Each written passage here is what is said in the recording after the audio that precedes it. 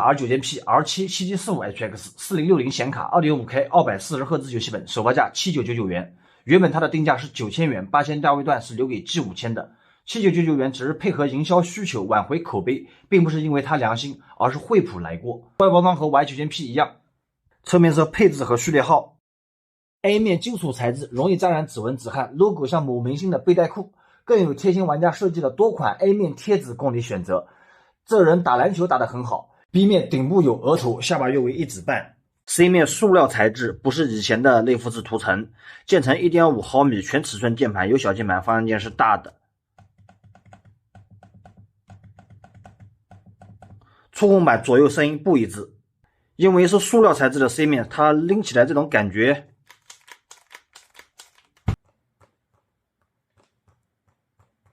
当然，每个机器都不是艺术品，或多或少都有一些问题，这也属于正常的现象。机身左侧出风口 USB， 还有一个 C 口，右侧耳麦摄像头 USB-A 和一个出风口，背面2个出风口，一个网口，一个全功能 Type-C 接口，只有这个接口可以支持 PD 充电， HDMI 2个 A 口和一个充电接口。整机共有4个 USB 接口，很好，但是 USB 接口的速率偏低，仅有5G。机身长度 36.2 厘米，上下高度 25.8 厘米，机身最厚的地方位于进风口27毫米，包含脚垫32毫米。一个锟重约50克，它大约 49.6 个锟。电源适配器1160克，大约23个锟。旅行重量3640克，比 i9 Plus 轻390克，比 i9 重了470克，比魔霸新锐重460克，比天选4重790克。电源适配器300瓦，像一块板砖，比较的重。电源线用了一个纸扎带。屏幕漏光是一个正常的现象，以后所有机型不再会展示。这个 logo 是可以发光的。所有驱动都已更新为官方最新版。好家伙，啥也不干，待机就70度。性能控制软件有3种：安静、均衡、野兽，新增了一种超能模式。均衡、野兽和超能都是自带超频的，它突然就蓝屏了。中文 BIOS 27WW， 处理器 R77745HX TDP 55瓦，5纳米的工艺，8个大核，没有小核，16线程。2级缓存8兆，3级缓存32兆，加起来是40兆。基础频率 3.6G， 最高睿频 5.1G。它的极显比较的垃圾，只有2个核心，然后是 202G 的主频 610M。显卡 RTX 4060 8G 的显存，颗粒来自三星，最高功率140瓦。内存条是三星的 DDR5 5600的频率，实际只能运行在5200频率上。读写速度是5万，延时293.6，速度偏低。AMD 带宽一直都低啊。屏幕是华星光电16:10比例，分辨率2560×1600 240赫兹 DC 调光，低蓝光认证，100%的 sRGB 色域，是它的色调响应和灰阶。屏幕最高亮度达到487尼特，非常的好，80%的亮度约为300尼特。硬盘是三星的 PM9A1 1TB， 速度还非常不错。网卡是小螃蟹的 8852CE WiFi 6E 无线网卡，这个网卡比较的便宜，然后很一般。如果你对网速或者是打游戏有要求的话，建议你更换一下网卡。整个测试过程放在超能模式下进行。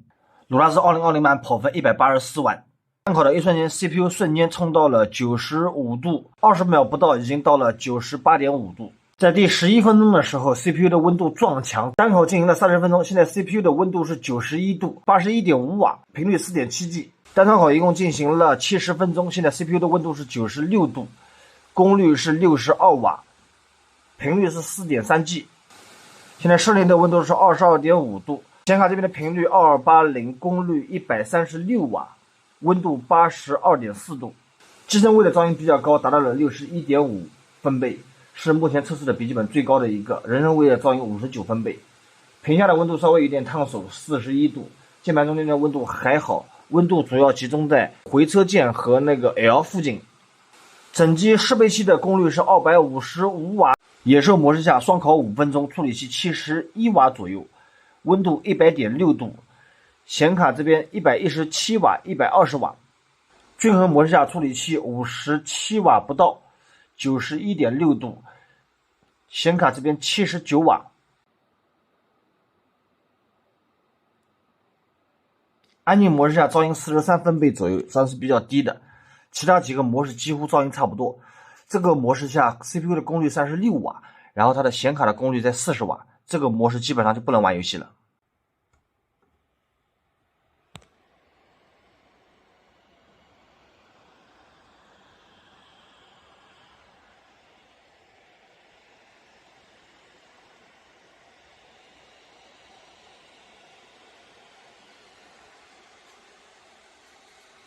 三菱贝斯 R23连续跑了10轮，全程顶了100度的温度在跑，单核18288，多核成绩最高18165，最低17692，差值473。单核性能与86瓦的 i7-1270H 差不多，多核性能比 1270H 提升 5%， 与天元380瓦的 i5-1350H 单核性能一样，多核提升 19%， 比天元490瓦的 i9-1390H 单核弱 11%， 多核弱 4%。比摩霸新锐123瓦的 i7-13650HX 单核弱 4%， 多核弱 8%， 比摩霸 7P 105瓦的 R9-7845HX 单核弱 2%， 多核弱 30%， 比 i9 90瓦的 i9-13900HX 单核弱 13%， 多核弱 25%， 比 Y9P 130瓦的 13900HX 单核弱 11%， 多核弱 35%。 这里要说明一下，超能模式 CPU 和显卡都是超了屏的，而且拯救者是超屏超的最狠的一个。这就像开了外挂，显卡因为超屏了，所以拯救者 Y9P 和 R9P 显卡跑分都很高，其他几个没有超屏的游戏本显卡跑分几乎差不多。对比没有超屏的暗影精灵9 Time Spy 跑分上提高了 3%。本质上40系列显卡不吃功率，即使你给它超屏了，也只是纸面数据会好看一些，游戏体验上不会有明显提升。微软是业界最受欢迎的渲染引擎，一般用于图片和动画渲染。微软引擎吃处理器多核性能，比 Y9P 弱 32%， 比暗影精灵9弱 25%， 比摩霸 7P 的 7845HX 弱 31%， 比摩霸新锐的 1365HX 提升 2%， 比天元4的 13900H 提升 8%， 比 i9P 的 13700HX 弱 4%， 比天元4的 i5-1350H 和 R7-7735H 提升 27%， 比 12700H 提升 12%。CUDA 和 RTX 引擎吃显卡性能，超能模式下即便超了屏的显卡，也仅比其他4060的游戏本提升 2% 左右，比3060显卡提升 25% 和 31%， 比4050提升 12% 和 18%， 这是渲染能力的测试。极品现物 2.5K 超高特效68帧 1080p 93帧，刺客信条奥德赛 2.5K 极高特效，平均帧数61帧，更改为1920×1200分辨率，平均帧数73帧。古灵暗影 2.5K DLSS-K 整体特效超高，平均帧数61帧，关闭 DLSS 48帧。游戏基准测试与同配置的4060游戏本相差不大，吃单核的孤岛惊魂5差了10帧，吃多核的游戏差距2到3帧，仅此而已。说游戏表现超过 i9 那是瞎扯淡了。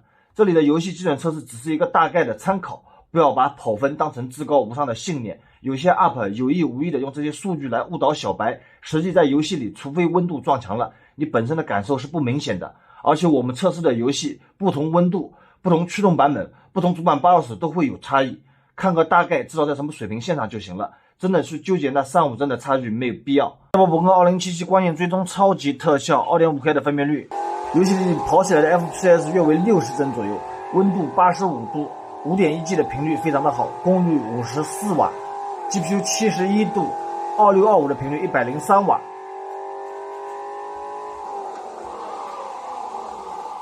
CPU 的频率非常的高，非常的稳，切换成 1920×1080的分辨率，帧数上可以达到83帧左右， CPU 的温度依旧是这么高，87度左右，功率57瓦， 5.15G， GPU 67度，2625的频率95瓦左右。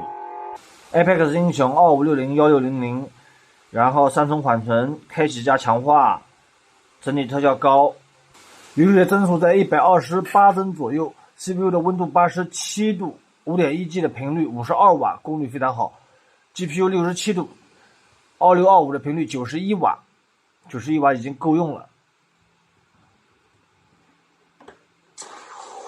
没人怎么打呢？ FPS 的波动值稍微大一些，随随便便动一下，基本上 CPU 的温度都会稳定在90度左右，还是比较高的。切换成 1920×1080的分辨率，帧数上可以达到83帧左右。Apex 英雄2560、1600，然后3重缓存，开启加强化，整体特效高，游戏的帧数在128帧左右， CPU 的温度87度， 5.1G 的频率52瓦，功率非常好， GPU 67度，2625的频率91瓦，随随便便动一下，基本上 CPU 的温度都会稳定在90度左右，还是比较高的。永杰57256x1600分辨率 ，GLSS 超级性能，整体特效极高 ，FPS 无限制，已经被人追杀了，赶紧跑。游戏的 FPS 约为160帧左右 ，CPU 的温度92度 5.1G 61瓦 ，GPU 69度2625的频率103瓦。好，发威力，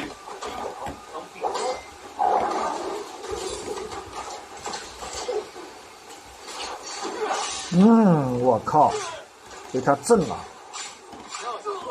完了，没有打过他，被他打死了。大家看一下数据吧。现在 CPU 在65瓦左右，显卡在105瓦左右，相加的话约为170瓦不到。全体学生分辨率2560x1600，渲染比例100%，特效超高。落地的 FPS 在100帧左右，温度在86度 5.1G 55瓦、60瓦、61瓦到61瓦，它的温度就上来到90度了。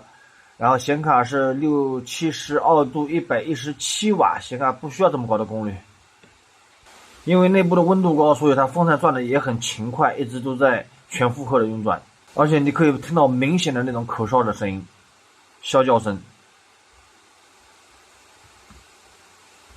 这个 CPU 只要到60瓦，它的温度一定超过90度。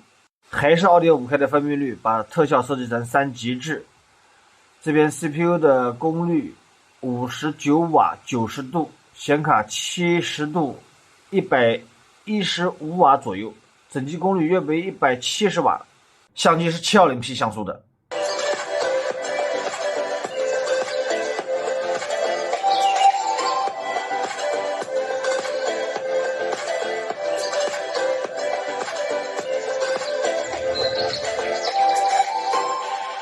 2个风扇，1条贯穿的热管，还有3条热管，这边还有一个小的显存热管。两侧的那个散热片从铜的改成了铝制的，然后 CPU 这边的热管只有2个，造成它的温度积热在机身里面出不去，设计上还是有缺陷的。如果把这个3根热管搞到这边来的话，会明显的好很多。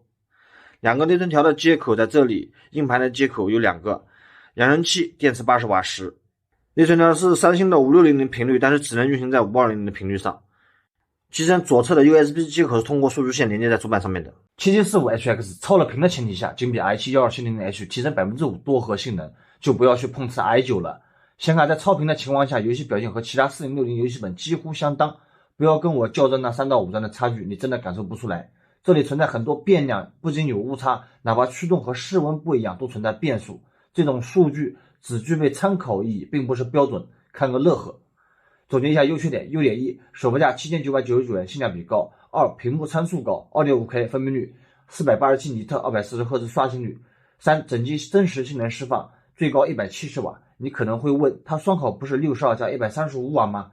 实际上在游戏中它压根跑不满140瓦，给你这么高的功率是为了凑最高功率用的，不要上当了。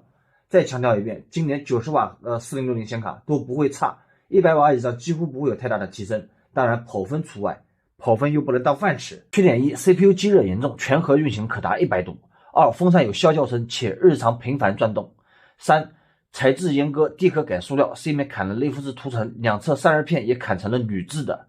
8999的价格是完全不推荐的，这个价位段也可以选择的太多。下面是回血时间，原价7999元，回血价7699元，不建议被我使用过，有少许的使用痕迹，愿意帮忙回血的小伙伴，某宝搜索店铺瑞城电脑评测，找到回血链接拍下即可。感谢大家的点赞、关注、评论、转发、投币，我们下期见。